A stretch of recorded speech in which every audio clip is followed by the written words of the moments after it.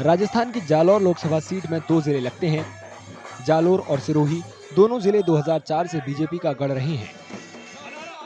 इस बार भाजपा ने जालौर से नए उम्मीदवार लुम्बाराम चौधरी को मैदान में उतारा है, जबकि कांग्रेस ने पूर्व मुख्यमंत्री अशोक गहलोत के बेटे वैभव गहलोत को टिकट दिया है। बीजेपी के अनुभवी कार्यकर्ता लुम्बाराम ने संगठन में कई पदों पर काम किया है और अब वे चुनाव लड़ने के लिए पूरी तरह से तैयार हैं।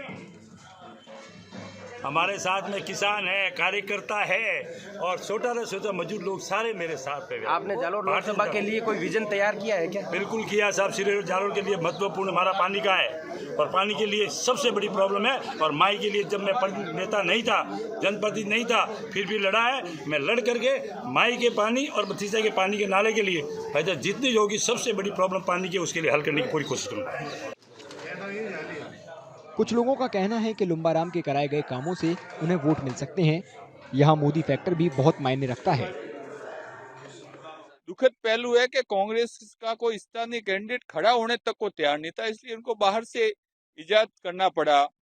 और जो लुम्बाराम जी है वो बूथ प्रभारी से लेके प्रधान रहे, मंडल प्रभारी रहे, जिला अध्यक्ष रहे और विभिन्न पदों पर रहते हुए इस स्थान तक पहुंचे। वो किसी पारिवारिक संबंधों के कारण नहीं है साहब, सीएम साहब का बच्चे हैं या और किसी बड़े नेताजी के बच्चे। वो पार्टी के धरातली कार्यकर्ता है और धरातली कार्यकर्ता ही क्षेत्र का विकास कर सकता है। भारतीय जनता पार्टी की सरकार बनेगी और हमारे यहाँ जालौर सिरोही से भी भाजपा के उम्मीदवार जो लुम्बाराम जी चौधरी हैं, एक किसान का बेटा है जिसने अपना सफर एक छोटे से पद से लगाकर आज लोकसभा सांसद प्रत्याशी तक आए हैं।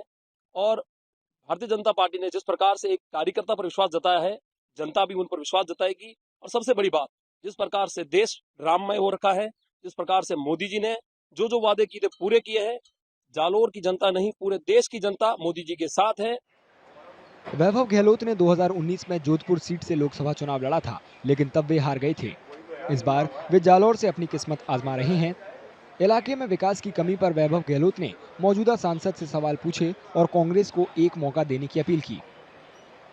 केंद्र सरकार से जो जिम्मेदारी बनती है, जब आपकी सरकार है केंद्र में, आप यहाँ से भाजपा के सांसद भी हैं, तो आप लोगों की जिम्मेदारी बनती है कि आप केंद्र से पैसा लेके आते हैं यहाँ पे डेवलपमेंट के। चाहे हम कई बातें करें, चाहे हम सड़कों की हालत देखें, यहाँ पे हम लोग अलग तरह से डेवलपमेंट फंड्स यहाँ पे ला सकते थे। और इन सब चीज़ों को देख के हमको ऐसा लगता है कि यहाँ पे जनता से मैं अपील करूँगा, एक बार आप कांग्रेस को मौका दें। नामांकन के वक्त वैभव गहलोत के साथ जालौर के आम लोग भी मौजूद रहे। कुछ लोगों का कहना है कि युवा नेता को ही जालौर की आवाज संसद में उठानी चाहिए।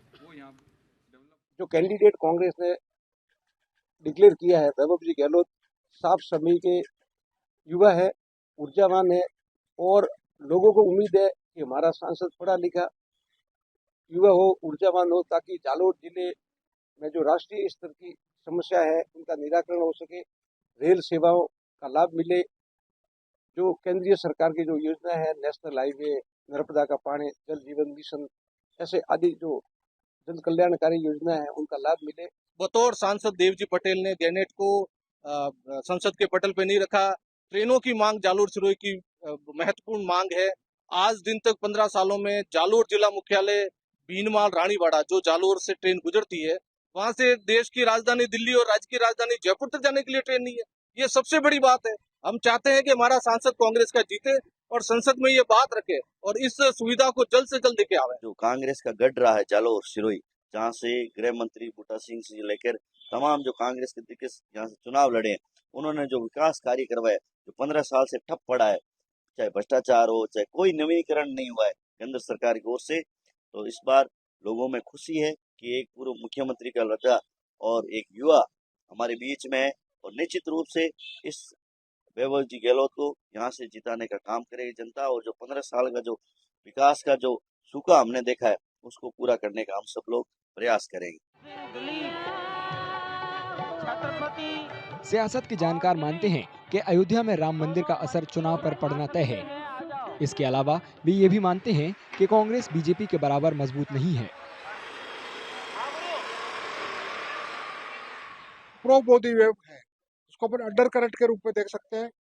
राम मंदिर के बनने के कारण भी इस जिले में बहुत बड़ा अंतर पड़ा है कि ये कहना कि राम मंदिर का मुद्दा असर नहीं करेगा, बहुत ज्यादा असर करेगा। ऐसा नहीं है कि सब लोग बीजेपी के समर्थन में ही हैं। कुछ लोग कांग्रेस की भी यहाँ बहुत मजबूती मानते हैं। कांग्रेस का वोट परसेंट बड़ा है इस बार। कांग्रेस की जो सीट है पूरे लोकसभा क्षेत्र में 3 आई है, 7 से एक निर्दलीय जीते हैं, ये जरूर कह सकते हैं। लेकिन एक बार मैं फिर से ये कहूंगा कि अभी भी मेरी नज़र में बीजेपी भारी लग रही है यहाँ पर, और कांग्रेस को एकजुट होने की पूरी आवश्यकता है। और कांग्रेस के जो लोकसभा क्षेत्र है जालोर सिरोही के जो नेता है उनको भी एक मंच पर आना होगा। किसी तरह की गुटबाजी नहीं रखी होगी तो मुकाबला कड़ा हो सकता है। 2024 के लोकसभा चुनाव 19 अप्रैल से 1 जून तक 7 चरणों में होंगे। राजस्थान की 25 सीटों पर 19 और 26 अप्रैल को 2 चरणों में मतदान होगा। नतीजे 4 जून को आएंगे।